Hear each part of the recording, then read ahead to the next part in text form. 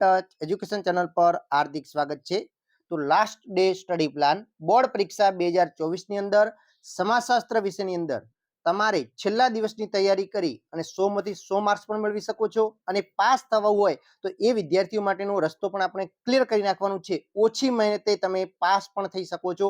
એ સંપૂર્ણ study plan આજના વિડીયોની અંદર તમને આપવાનું છે। તો એ પહેલા તમે ચેનલની સાથે નવા જોડાયો હજી સુધી ચેનલને તમે સબસ્ક્રાઇબ ન કરી તો પ્લીઝ કરી નાખો, કારણ કે આગળ હજી કોલેજના વિડીયો પણ આપણી ચેનલ ઉપર તમને અવેલેબલ કરવામાં આવશે અને બોર્ડ પરીક્ષા પછી તમારું કેરિયર જે પસંદ કરવાનું છે એ બાબતે પણ ટિપ્સ તમને આપવામાં આવશે। તો ચેનલને અચૂક સબસ્ક્રાઇબ કરી નાખો। તો આપણે ચલો વિડીયોની શરૂઆત કરીએ છીએ। સૌપ્રથમ આપણે જોઈએ તો આજના વિડીયો અંદર કેટલા ટોપિક આવરી લેવાયેલા છે। તો પહેલું તો એક છે સમાજશાસ્ત્રમાં છેલ્લા દિવસની તૈયારી કઈ રીતે કરવી।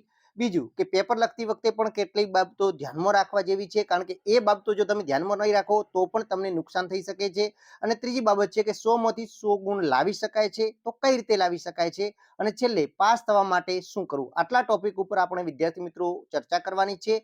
સૌપ્રથમ એ પહેલા આપણે દરેક વિદ્યાર્થીને એક રિક્વેસ્ટ કરીએ છીએ કે વન ટચ એજ્યુકેશન ચેનલ તમને બોર્ડ પરીક્ષા 2024માં ઘણી મદદરૂપ થઈ છે। તો હવે તમારો સમય છે કે તમે પણ વન ટચ એજ્યુકેશન ચેનલને આર્થિક મદદ કરી શકો છો। તમે આ જે QR કોડ આપેલો છે એને સ્કેન કરો, સ્ક્રીનશોટ લઈ લો અને તમે જેટલી પણ બને 100 રૂપિયા, 200 રૂપિયા, 500 રૂપિયા, 1000 રૂપિયા જે તમારી ઈચ્છા હોય એટલું તમે ડોનેટ કરી શકો છો।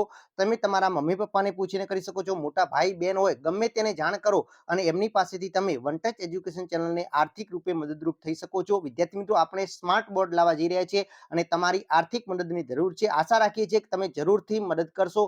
આગળ પણ આપણે વિડીયોમાં જણાવ્યું હતું અને ઘણા બધા વિદ્યાર્થીઓ મદદ કરી છે, અને જે તમે બાકી હો તો તમે પણ ફટાફટ ડોનેટ આપી શકો છો। જેટલું બને એટલું 100 રૂપિયા, 200 રૂપિયા, 500 રૂપિયા, 1000 રૂપિયા જેટલું બને એટલું તમે ઝડપથી ડોનેટ કરો એવી હું નમ્ર વિનંતી કરું છું। આશા રાખું છું કે દરેક વિદ્યાર્થી અવશ્ય જે બને તેટલી મદદ કરશે તો આપણે નવા વર્ષની અંદર કંઈક નવા જ અંદાજમાં તમારી સમક્ષ રજૂ થવાના છીએ। અને તમે કોલેજની અંદર જશો કે સ્પર્ધાત્મક પરીક્ષાની તૈયારી કરતા હશો તો પણ તમને 100% મદદરૂપ થશું એવી અમે આશા રાખીએ છીએ અને તમને પૂરેપૂરી ખાતરી આપીએ છીએ। તો તમારી ઉપર જે વિશ્વાસ છે એ વિશ્વાસને આધારે જ આ હું તમારી પાસે મદદ માંગી રહ્યો છું અને તમે જરૂરથી મદદ કરશો।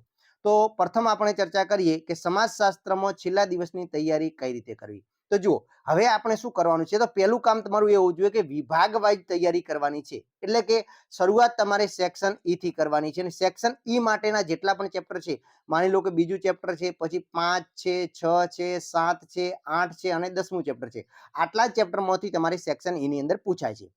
હવે વિદ્યાર્થી મિત્રો શું થશે કે તમે વિભાગ વાઇઝ તૈયારી કરશો, એટલે કે પહેલા માની લો કે તમે સેક્શન ઈ ની તૈયારી કરો, તો જુઓ સેક્શન ઈ ની તૈયારી કરતા હશો ને ત્યારે તમારે સેક્શન એ અને બી ની તો તૈયારી અંદર જ થઈ જવાની છે, એની ચિંતા તમારે છોડી દેવાની છે। હવે એના માટે તમારે શું કરવાનું છે, તો બ્લુપ્રિન્ટનો વિડીયો જોઈ લેવાનો છે। જો બ્લુપ્રિન્ટ પ્રમાણે તમે તૈયારી કરશો ને તો 100% તમને ઝડપથી તૈયારી થશે અને 100% તમને સફળતા મળશે।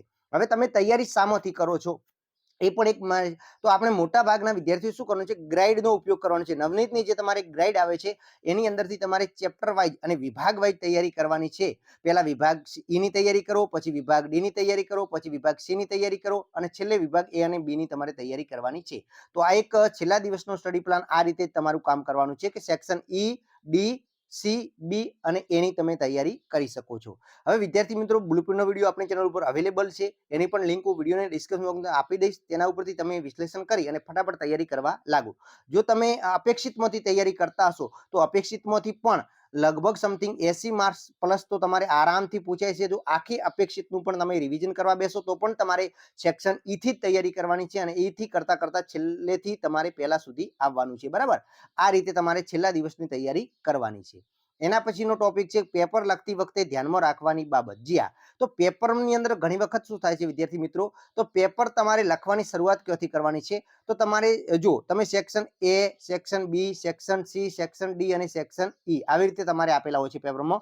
હવે શું કરવાનું છે, સેક્શન એ અને બી ની અંદર તમારે શું કરવાનું છે, તો શરૂઆત સેક્શન એ થી જ કરવાની છે। જેટલા વિકલ્પો તમને આવડે છે એમસીક્યુ એ લખી દેવાના છે, પણ ક્રમ પ્રમાણે લખવાના છે। માની લો કે તમને પહેલું આવડે છે લખી દીધું, બીજું આવડે છે, ત્રીજું આવડે છે, ચોથું નથી આવડતું તો એની જગ્યા છોડી અને ચોથું કરી અને બાકી રાખવાનું છે। આવી રીતે તમારે 20 એમસીક્યુ પૂરેપૂરા લખી દેવાના છે। પછી તમારે સેક્શન બી ની અંદર જવાનું છે। બી ની અંદર પણ જેટલા જવાબ આવડે છે ક્રમમાં તમારે લખી દેવાના છે, ના આવડતો એ બાકી રાખવાના છે, બરાબર। 10 તમારે લખવાના થશે। તો આવી રીતે સેક્શન એ અને બી તમારે લખી દેવાનું છે। હવે શું કરવાનું છે, હવે વિદ્યાર્થી મિત્રો ખાસ તમારે સેક્શન જે સેક્શન આપણે જોવા જઈએ તો સેક્શન સી છે, એની અંદર 2 ગુણના પ્રશ્નો પૂછ્યા છે. તો એની અંદર પણ જેટલા આવડે છે એટલા ફટાફટ તમારે લખી દેવાના છે, સેક્શન ડી ની અંદર અને સેક્શન ઈ ની અંદર. હવે ખાસ વિદ્યાર્થી મિત્રો એ વસ્તુ ધ્યાન રાખવાની છે, ખાસ સેક્શન ડી અને સેક્શન ઈ ની અંદર તમારે જેટલું માંગ્યું છે ને એટલું જ લખવાનું છે. જો બિનજરૂરી તમે લખવા જશો તો તમારો સમય ખૂટી જશે.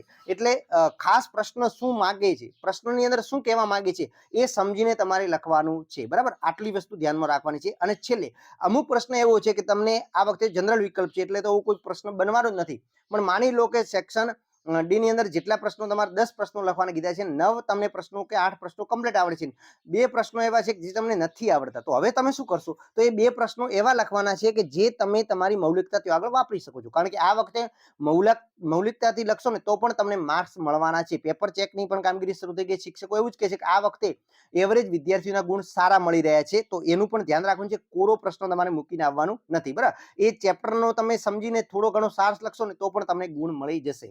એના પછીનો ટોપિક છે કે 100 માંથી 100 ગુણ લાવી શકાય છે. જી હા, 100 માંથી 100 ગુણ લાવી શકાય છે. એના માટે તમે આખું વર્ષ મહેનત કરેલી હશે, તો હવે તમારે ફક્ત રિવિઝન કરવાનું છે અને એકદમ તમને આવડે છે, દ્રઢ આત્મવિશ્વાસ સાથે તમારે જવાનું છે. અને ખાસ તમારે ધ્યાન રાખવાનું છે કે 100 માંથી 100 ક્યારે વિદ્યાર્થી મિત્રો પૂરા ગુણ આવશે, તો સમય મર્યાદામાં પેપર પૂરું કરવાનું છે. અને બીજું કે સેક્શન એ અને સેક્શન બી ની અંદર ઘણી વખત ટ્વિસ્ટ કરીને પ્રશ્ન પૂછાય, તો એ પ્રશ્ન તમને એકદમ સમજી વિચારીને લખવાના છે.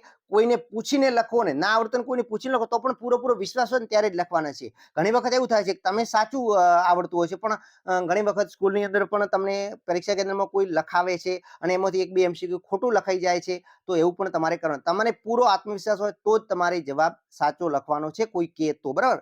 મોટા ભાગે ના લખે, પણ ચોરી કરતી વખતે પણ કોઈ લખાવતા હોય તો પણ આ બાબત તમારે ધ્યાનમાં રાખવાની છે. તો ઇઝીલી તમારે 100 માંથી 100 આવી શકે છે, બરાબર.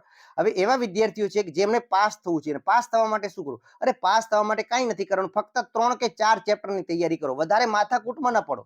તમે અહીં જોઈ શકો છો કે મોટા ભાગના ચેપ્ટરનો ગુણભાર 13 ગુણ છે. હવે હું એવા ચેપ્ટર કહું છું, એક ચેપ્ટર બીજું છે, એ દરેક વિભાગમાં પૂછાય છે, તો એની તૈયારી કરી નાખો. પછી ચેપ્ટર 5મું છે, 6ઠું છે, 7મું છે, 8મું છે અને 10મું છે.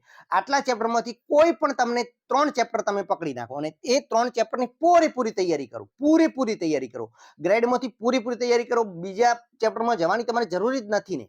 આ 3 ચેપ્ટર, કોઈ પણ 3 ચેપ્ટર તમે પકડી રાખો અને 3 ચેપ્ટરની તમારે સંપૂર્ણ તૈયારી કરવાની છે. આખો દિવસ તમારે 3 ચેપ્ટરમાં આપી દેશો તો ઇઝીલી તમે 100% પાસ થઈ શકો છો. વધુમાં વધુ 4 ચેપ્ટર કરો, એનાથી વધારે ના કરો, જે પાસ થવા માંગે છે એ વિદ્યાર્થીઓ. અને બીજા આપણી ચેનલ ઉપર ખાસ તમે જો સેક્શન એ ના પણ ઓલ ચેપ્ટરના સ્વાધ્યાયના MCQ આપેલા છે, સેક્શન બી ના પણ આપેલા છે, સી ના પણ જવાબ સાથે આપેલા છે, ઈ ના પણ જવાબ સાથે મળવાના છે, ઈ ના પણ જવાબ સાથેના વિડીયો લેક્ચર આપણી ચેનલ ઉપર અવેલેબલ છે. અને આપણે IMP આપ્યા છે, એ તો ખાસ તમે વિદ્યાર્થી મિત્રો કરી જ નાખજો, બરાબર. તો આ રીતે તૈયારી કરશો તો પણ તમે 100% સમાજશાસ્ત્રની અંદર છેલ્લા દિવસનો સ્ટડી પ્લાન બનાવીને તૈયારી કરી શકો છો.